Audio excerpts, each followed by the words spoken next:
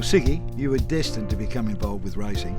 So Mum worked for Armidale Stud as a stud manager up there, and Dad was trainer for Armidale Stud at the time, and he used to do breaking in and all the works there, and they met, and we obviously moved down to Elwick I was only 1 year old at that stage, and from there on I lived there for 21 years, and Dad trained, Mum helped him out, and that's pretty much where it all kicked off. Well, Georgie, your dad was Chris Catania, who was a popular jockey, and I suppose it was natural for you to follow in his footsteps. Yeah, look, I was lucky. I had, obviously, my dad was a jockey, my stepdad, Russell Revell, was a jockey, and so was my sister, so it was just in my blood, and I pretty much knew no different from day dot. We moved down to Elwick, and obviously then I'd met Siggy from then onwards, and the first time I actually met her, my mum thought I went missing, and I got grounded for a week, and here I was just watching Siggy, meeting Siggy, watching her ride her pony in the round yard, and so the week went very slow, but that's where we finally met from then onwards. But Elwick was a massive part of my life. Would it be fair to say that both of you know each other's innermost secrets? Yeah, and we're definitely not going to share all those with you. I was very lucky. I was a bit of a spoilt kid. I had a lot of ponies. Actually, I can remember when I would get grounded, Mum and Dad would take them off me and go and throw them out in a big paddock and say I wasn't allowed to ride them anymore, and poor little Georgie suffered too. But so we used to train our ponies up like proper racehorses. And get out on the track. We were allowed to ride after track work at Elwick, and we used to ride them around the track there and have pretty much like trials, but I think we had them every day instead of once a week. I reckon Georgie would have only been about 8 at the time, about 8 and she used to ride the smallest and probably at the time the slowest pony. Casey and I used to ride the half thoroughbred fast little ponies. So you had some role-playing experiences as youngsters at Elwick? Siggy was always the trainer, and I was always going to be her main stable rider, and from day dot we had always spoke about that. I was destined. I always wanted to be the jockey, and Siggy always wanted to be the trainer.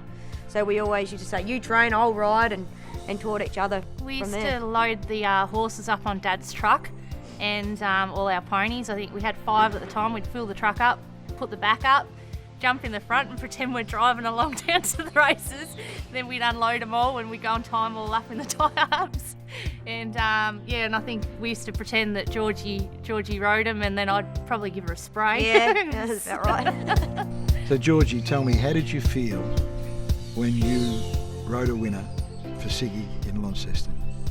I wish she was there, but the poor bugger, she was so crook at home, and so she was yelling and screaming, obviously on the TV. But for me, it was incredible. It was something that it was a dream come true for me, and I'm sure it was for Siggy. But for me, it was just something that we'd wanted to do for our whole life, and for me to hit the line on Coronation Pierre, and she's such a lovely mare, and it was really good. Yeah, it was probably one of the best times in my life, in my career. Argo beats phenomenal dancer Coronation Pierre from last. Something, we obviously dreamed of doing as kids, and to actually make it reality is pretty unbelievable.